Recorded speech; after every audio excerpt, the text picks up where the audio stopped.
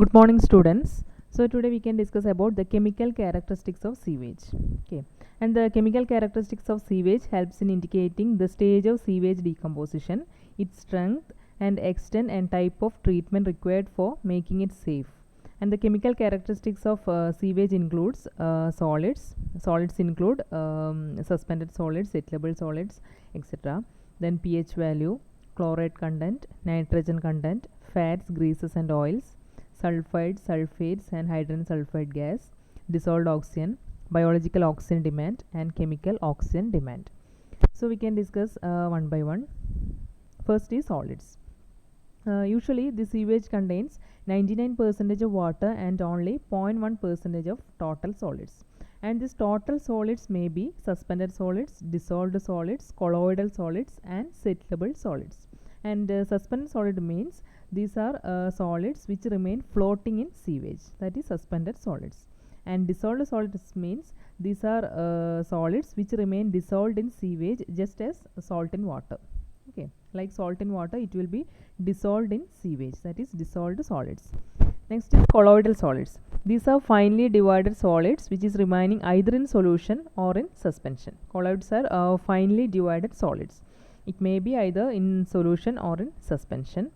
Then last type is settleable solids. Settleable solids means these are solids which settles out if we allow the sewage to remain undisturbed for a period of 2 hours. That is settleable solids. These are the different types of solids, and it has been estimated that about 1000 kilograms of sewage contains about 0.454 kg of total solids, and out of this 0.454 kg of total solids, 0.225 kilogram in solution and 0.112 kilogram in suspension and 0.112 kilogram in settleable. That is the approximate amount of these solids. And also these solids can be organic or inorganic. That is about 45% of the total solids are organic and remaining 55% is inorganic. This is the approximate percentage of organic and inorganic matter in the solids. And this inorganic matter consists of minerals and salts like sand, gravel, dissolved salts, then chlorides, sulfates, etc. And the organic matter consists of carbohydrates like cellulose, cotton, starch, sugar, then fats and oils received from kitchen, garages, etc. Then another type of organic matter is nitrogenous compounds like protein and the decomposed products including waste from animals, urea, fatty acid, etc. Okay. And generally the presence of inorganic solids in sewage is not harmful. They can be removed by mechanical units in treatment plant. These inorganic solids are not harmful. Then but the suspended and dissolved organic solids are responsible for creating nuisance if we disposed these suspended and dissolved organic solids without any treatment. Okay, so these are dangerous one which creates nuisance to the society. Okay. Next chemical characteristics of sewage is pH. Okay. The pH value of sewage indicates the negative logarithm of hydrogen ion concentration present in the sewage. So it is an indicator of acidity or alkalinity of the sewage. You know that if pH value is less than 7, sewage is acidic, and if pH is more than 7, the sewage will be alkaline. Usually the fresh sewage is alkaline, but with the passage of time, the pH tends to fall due to the production of acid by bacterial action or anaerobic or nitrification process. That is, when time passes, there will be bacterial action in anaerobic or nitrification process. So at that time there will be production of acid. So the pH tends to fall. Okay, pH will be less than 7, so it will be acidic. However, with the treatment of sewage, this pH value will tends to rise. That is, it will become alkaline. Okay. So the determination of pH is important because efficiency of certain treatment methods depend on this pH, especially the biological treatment. So based on that, we have to choose the type of treatment. So pH is one of the important characteristics of sewage.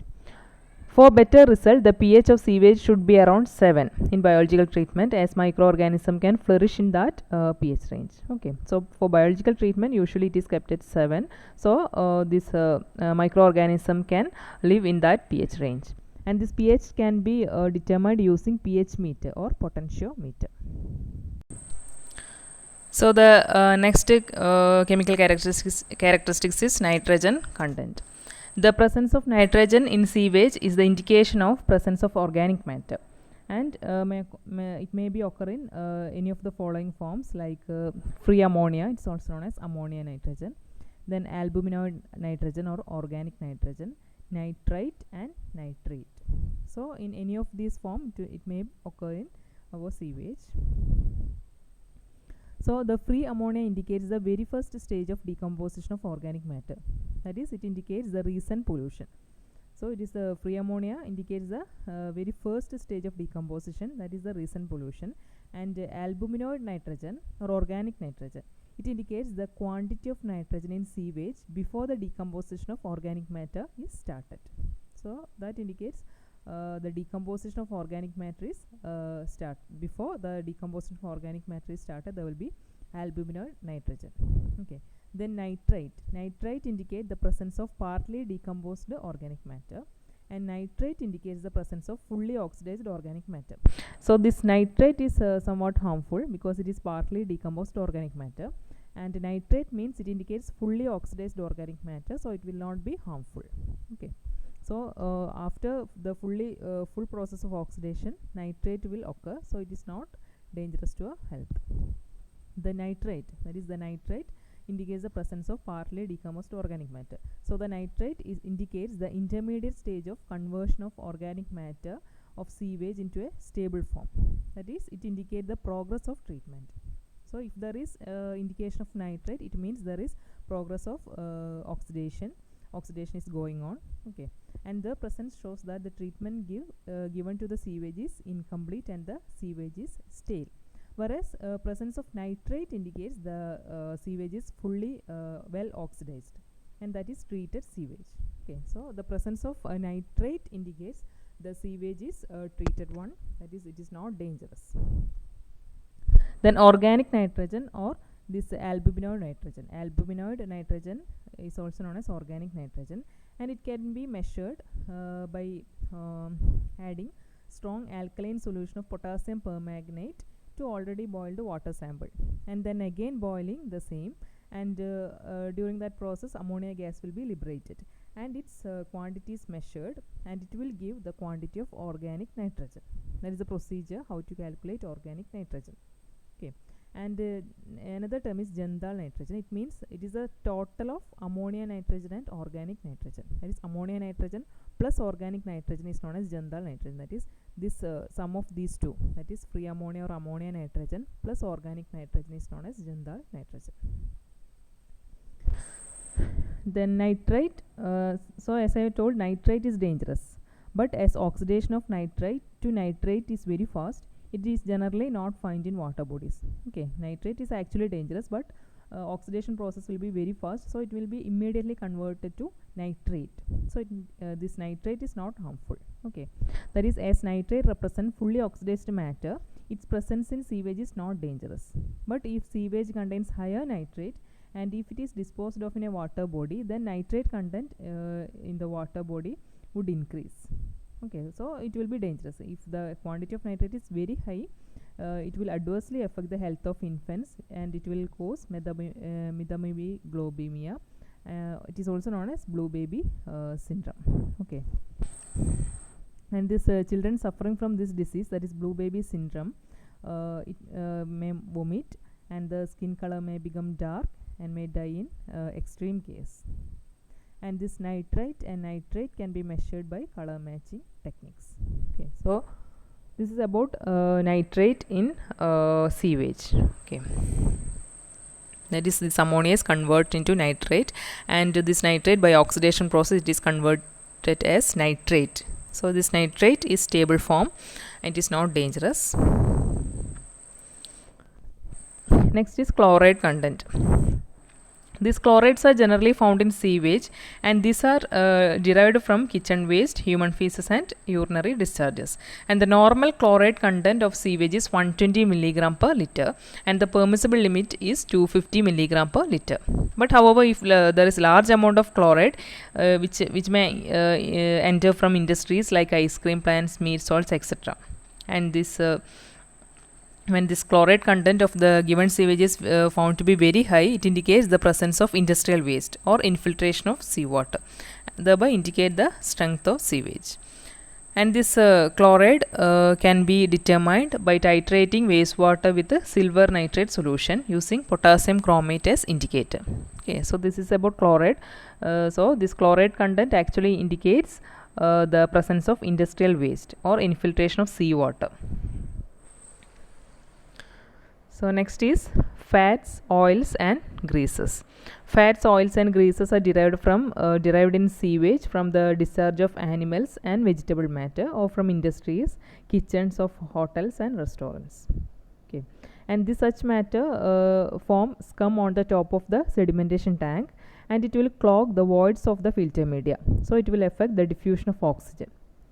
Okay, thus they interfere with the normal treatment method, so it has to be detected and removed.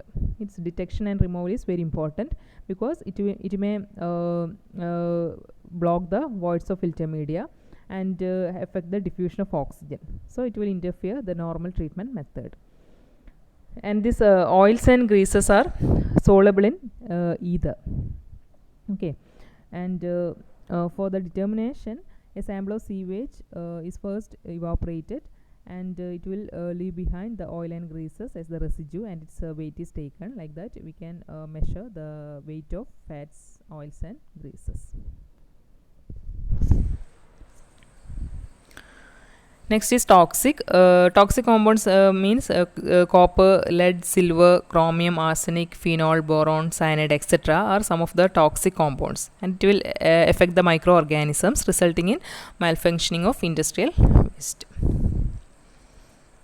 So the toxic waste. Next is sulfide, sulfate and hydrogen sulfide gas. Sulfide and sulfates are formed due to decomposition of various sulfur containing substance in sewage, and this decomposition also lead to evolution of hydrogen sulfide gas, and this hydrogen sulfide gas cause bad odors, and it may cause corrosion of concrete sewer pipes.